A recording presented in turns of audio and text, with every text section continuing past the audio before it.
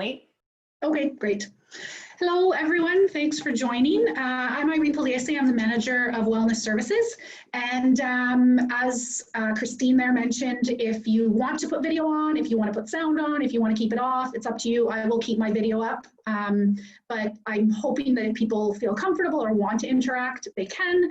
And if you just want to listen, please feel free to do that as well. Okay? So thank you for coming today. We are going to talk a little bit about procrastination. And I'm not sure why. See, my screen isn't moving now, Lindsay. Sorry, what's happening, Irene? My screen isn't moving. Like when I use the buttons to go up and down, it won't move. Try exiting, like just escaping. And then going back into present mode. Oh, I see now. Yeah. I think. Yes, I see. Okay. Okay. Sorry about that, putting up for the technical difficulties. So again, welcome. Thank you for joining us. If people wanted to kind of introduce themselves and maybe something they'd like to get from today's session or something that has been helpful for them in procrastination. Like I said, I'm Irene. I'm one of the counselors at Student Health and Wellness. And it's funny because when I was doing this presentation, I sent Lindsay a message saying, I'm currently procrastinating doing my procrastination slideshow. So it happens to everyone. And I think that there's lots of things that we can do to kind of recognize when it's happening and then mitigate it. So anyone else who wishes to join by introduction or anything like that? Quiet crowd. Okay.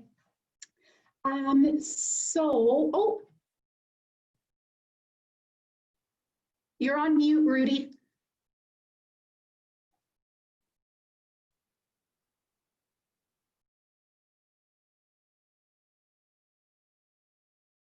Oh, maybe. There, yeah. I unmuted you. Yeah, okay, there we go. No, I was looking forward to it. I saw that there was a video on it, and I found going through actually my first undergrad degree really helped having to overcome procrastination, because otherwise you get wiped out by the end of the term, right? So, but it is a lifelong thing that I think I've had to work on myself. So I look forward very much so to what we can learn from this to overcome it. Okay, great. And maybe you can provide some of the insights through your experience as we go through this. Oh no, okay. Oh yeah, we need all the help. Especially like this, like right now. Yeah. Haven't done anything, which is so disappointing, but yeah. we're here, I guess. Yeah. Okay, so thank you for sharing. So I'm going to talk just a little bit about what procrastination is, why it happens, looking at some different types of procrastination and ways that we can actually mitigate each of those types. So what are some things that we can specifically apply depending on what the reasons for our procrastination are? Want to give you a bit of information about resources and supports on campus and online, and then open it up if people have questions or discussion, or if people want to share their own kind of experiences, things that have worked, things that haven't worked, that would be great as well. So. Okay, so now there's a lot of text, but I'm not expecting people to necessarily, you don't have to worry about that. I can send the slides to people if you want to have them for your own reference afterwards. And more, I just want to have this be an informal kind of conversation style. So procrastination, as I'm sure all of you know, is basically the avoidance of doing a task which has to be done. So we will usually do everything but that thing we need to do. I know when my husband is procrastinating because all of a sudden the house gets cleaner and cleaner. And I know that he's putting something big off. And basically we do it because we don't want to deal with an uncomfortable or unpleasant task, right? So we're imagining this task is either going to be difficult, it's going to be boring, or it's going to be unpleasant. So it makes sense we want to avoid it at all costs, right? And basically we avoid it by using cognitive kind of reasoning. We have behaviors that kind of roll into procrastination, and also a lot of feelings that kind of increase our tendency to procrastinate. And the thing about procrastination is that short term, it actually is really reinforcing, because short term, if you're procrastinating something and you say, okay, I'm just going to put it aside, I'm not going to worry about it right now, there's this moment of, oh, thank goodness, I don't have to deal with that anymore. It feels great. And so it reinforces that behavior. The problem is that long term, it actually ends up in a very bad place, because, you know, while we have, if we're 3 months out, we've got lots of time. A month out, we got some time. 3 weeks out, but the day before, all of a sudden we've run out of time. And now it's very anxiety provoking. So I think it's really important to recognize that all people procrastinate, and we procrastinate because in the short term, it makes sense. It's reinforcing. We feel better when we put something off, and we don't have to actually engage with something difficult. And so as we go through this, I want you to kind of think about, what kind of procrastinator are you? This isn't all or nothing. You might feel that, you know, I fit in here, but I also fit in here. So it's not that you can only be one kind, but typically we kind of fall in one area more than another. So the anxious procrastinator, this is me. I tend to procrastinate when I'm anxious. I avoid things that seem overwhelming or intimidating. Not really great at time management, or I tend to overschedule. So we commit to a whole bunch of stuff, which leads to us feeling overwhelmed, which leads to us kind of shutting down.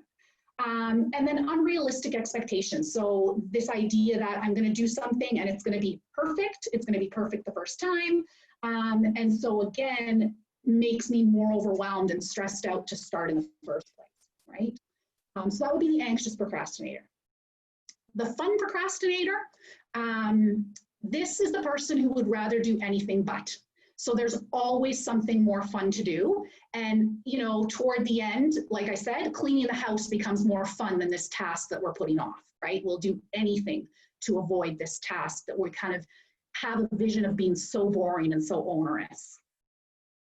The plenty of time procrastinator, this is the person who kind of feels like, I work really well under pressure. If something is like, you know, due in a month, I don't really have a whole lot of motivation to get started because I got plenty of time. I don't need to worry about it right now.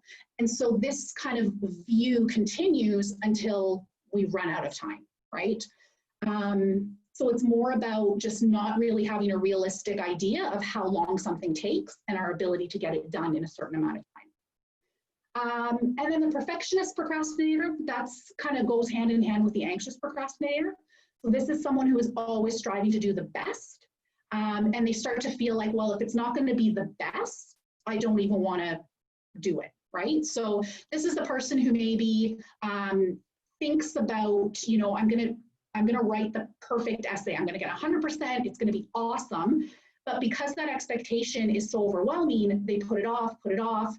And then they say, well, I'm not going to be able to get a good mark now because I waited too long. So I'm not going to bother doing it, right? So it's kind of that idea of if it's not going to be perfect, it's not worth doing. So those are the 4 kinds of procrastinators. Anyone kind of identify with any of those, or do you feel like it's more of a mix, or? All of them. All of them? Okay.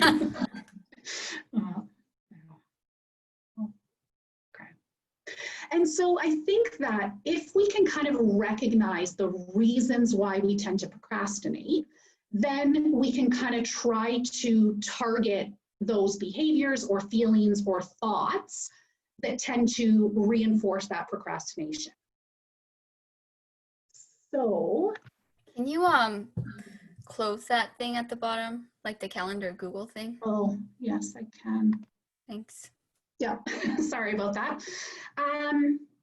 So if you think about the anxious procrastinator, some of the top tips for combating this kind of procrastination, one of them is to prevent overscheduling, right? So even though it seems like a great idea to load your schedule up like 9 a.m. to 9 p.m., 7 days a week, that eventually is going to burn you out, right? So if you tend to overschedule, really take some time to, rather than automatically committing to something, saying yes, putting it in your schedule, kind of say to people, let me look at my schedule, I'll get back to you, right? So this kind of opens up some space for you to think about, does this fit in? Do I have time? Will I be kind of able to manage it? So again, prevent the overscheduling. Another thing you can do is to try the unschedule. So this is the idea that you don't just schedule the tasks that need to get done. So for example, I have an essay done, I have to go to work, and I have a class. You also want to schedule in things that are for you. So you schedule in my running club, coffee with a friend, reading that new book that I just picked up, and you make sure that your schedule is kind of a combination of work tasks and relaxation activities that are for you, right? So this is going to help you not get burned out, and it helps you make your time as much of a priority as school or work or family obligations, right? And then again, the idea of breaking things into smaller tasks. So if a task seems overwhelming and like too much, you want to break it down into small little pieces. Kind of that idea of just 5 minutes. So tell yourself, I'm going to work on this thing for 5 minutes, and you can set a timer, and you're only committing to 5 minutes. Typically what happens is at the end of the 5 minutes, we are on a roll and we just kind of continue to work at it. But if it's one of those days where we're not, we can say, okay, I've done my 5 minutes, I can move on to something else, right? So that idea that you don't have to commit to the whole process, you just have to commit to a small piece of it.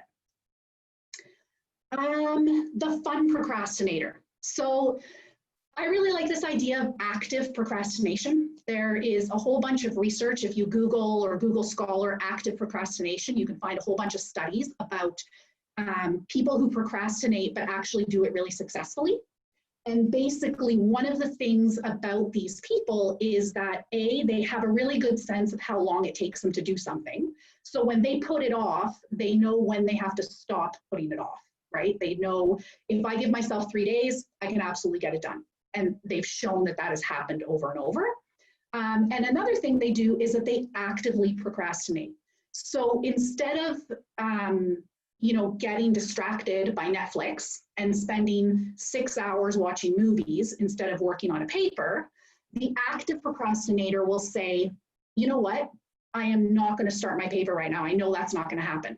So I am going to go for a run, or I'm going to do those dishes that I've been putting off, or I'm going to call a friend.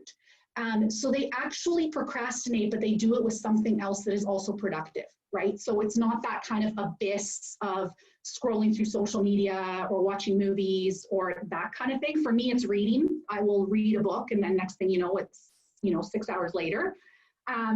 So if you are more active in your procrastination, you will get some things done that have to be done anyway, and you're actually kind of increasing the odds that you're going to be feeling good because you're going to be rested, or you're going to be exercised, or you're going to have had a good time. You're more likely to then say, okay, I can go and do this task now that I've been putting off.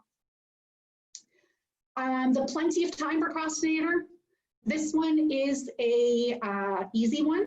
Set a deadline for yourself. Don't wait for someone else to set it.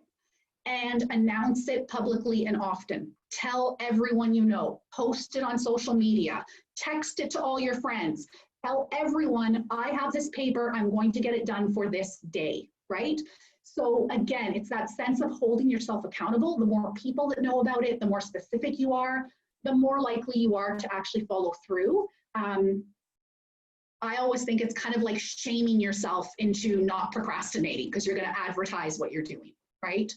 Another thing with this kind of procrastinator is if you do find that you tend to not have a very good sense of how much time it takes you to complete tasks, then set up some experiments and actually, sit down with your task and say, I think this is going to take me an hour. And then actually set a timer and see how long it takes you, right? If you do this a few times, you're going to get a better kind of sense and an objective sense of this is how long this type of task takes me, right? So then in future, when you have that task in front of you and you start to say to yourself, oh, I've got plenty of time, I got plenty of time, you can look back and say, well, last time it took me this long, and the time before that it took me this long. So chances are I need to factor this much time in this time too, right? So kind of really having an objective measure of how long things take you. And then that brings us to the perfectionist procrastinator. So I think a big thing here is lowering your standards. Give yourself permission to do an okay job. And I would kind of frame this as an experiment, just like with the, actually get an objective measure of how long things take you. Actually make your goal be an adequate job. So as soon as you start to try to make it perfect, you say to yourself, nope, my goal today is to make this imperfect, to make this okay. And kind of experiment with that, because I think what happens is people will often begin to realize that they produce pretty good work, even if they're not putting that standard up, because that standard causes a feeling of overwhelm, of anxiety, and then that gets in the way of actually producing good work, right? So give yourself permission, experiment with just doing an okay job. Think of the last 5 jobs you completed. Chances are they weren't perfect, because as humans, we can't produce perfection. But chances are they probably were good enough and you did okay, right? And so reminding yourself of that. And then again, identifying times when you haven't done a perfect job, but the result is essentially the same, right? So, maybe you forgot one thought that you had wanted to put into an essay, but you still got a 90% on that essay, right? Or you still got the best mark you've ever had in a course on that essay.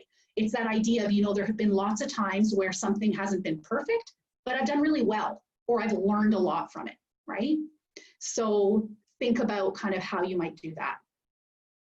So those are a lot of ideas about behaviors that we can implement. And what I always tell people when I talk about procrastination is we cannot have a perfect plan before we start trying it out. So a lot of these things are behaviors that we kind of have to be willing to say, I'll give it a try. I'll experiment with it. It might work, it might not. And if you try it and it doesn't work, put it on the shelf. If you try it and it kind of works, then that's something you want to hold on to and kind of continue to try moving forward, right? So lots of the procrastination advice and strategies are about behavior. Even if we still don't feel like it, even if we still don't think it'll work, we're going to change our behavior and see what happens.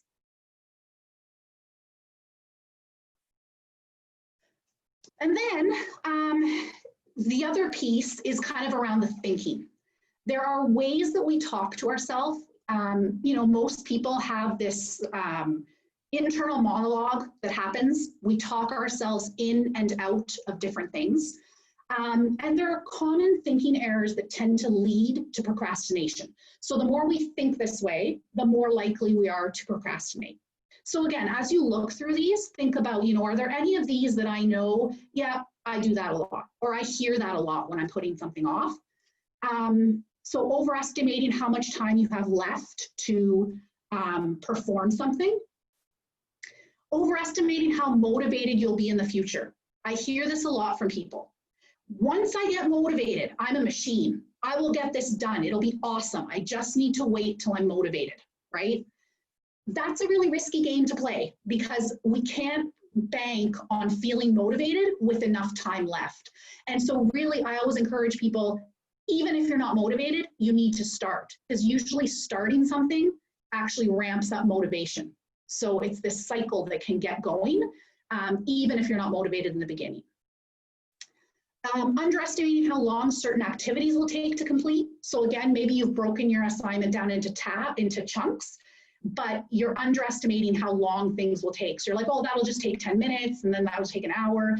And really, that's not a good reflection of how long things take. That's where that kind of experimenting with actually timing how long things take can be of benefit, because then you actually have some evidence. So when that voice starts to say, oh, you've got plenty of time, you've got plenty of time, you have that objective data there. No, I don't. Last time I needed this much time, probably I need this much time now. Again, mistakenly assuming you need to be in the mood to start. That goes back with the motivation. You can start even if you don't feel like it. oftentimes that's the most difficult part. Once we start, it doesn't seem so bad anymore, right? So I always think about the Nike phrase for this, just do it. Even if it's only committing to 5 minutes, just do it. And then belief that succeeding in a task requires the perfect conditions. So this would be something, definitely I would do this. If I have something overwhelming that I don't really want to tackle, all of a sudden I decide that my desk and my office has to be spotless. So I'll start organizing my papers. I'll, then I'll realize, oh my goodness, the floor hasn't been vacuumed. I'll do that. Then I think, well, I haven't washed the curtains in a year. I better get started on that. And it just becomes, this thing of once everything's perfect, then I'll feel okay to start. Again, going back to that idea that things have to be a certain way before we start, they don't, right? And so again, challenging yourself, if you find yourself doing all of these other tasks, going back to, okay, I need to kind of work on what I'm supposed to work on. And if I still feel like I need to do these things, I can start working them into my schedule, right? But it can't be used to 100% avoid that thing.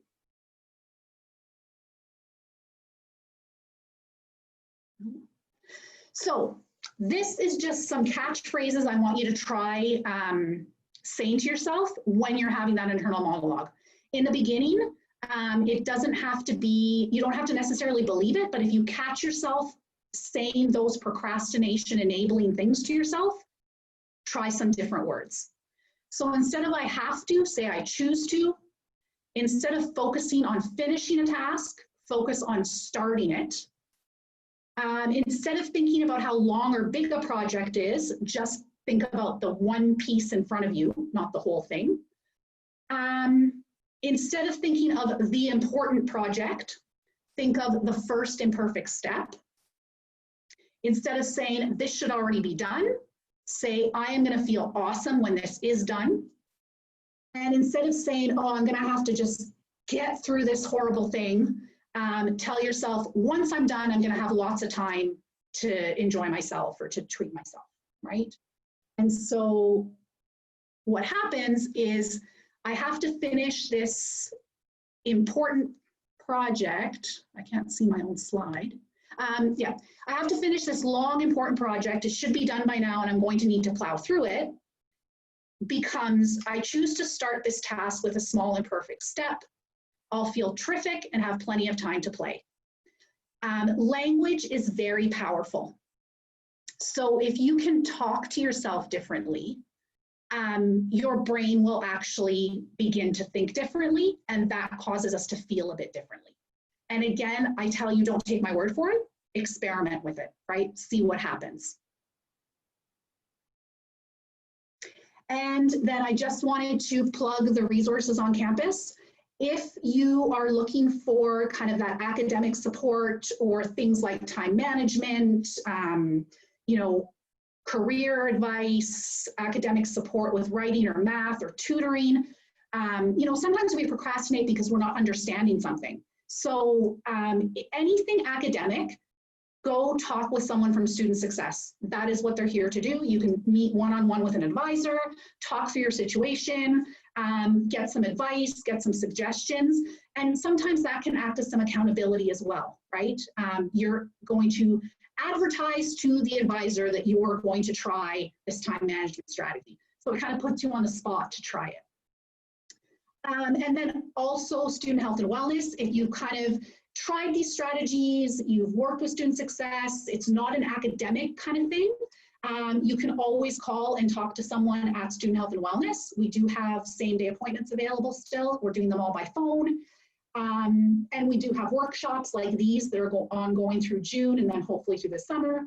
I encourage you to follow us at Lakehead Life. Lindsay does a great job of posting lots and lots of resources, tips, strategies for being successful. And also check our website and our events calendar for the events that are coming up, the workshops that are coming up, and lots of health and wellness information. Okay. And then off campus, again, lots of resources if you just want to talk or chat with someone who is in a similar situation. Good to Talk, Big White Wall, Wellness Together. These are all really great resources. So I'd encourage you to just check them out to see what's out there. There's a lot of new ones that have come out since COVID started. And I guess that's another piece, right? This is a very unique time. And so there's a lot of, we kind of need to structure our own time and our own stuff because we don't have as many external structuring going on, right?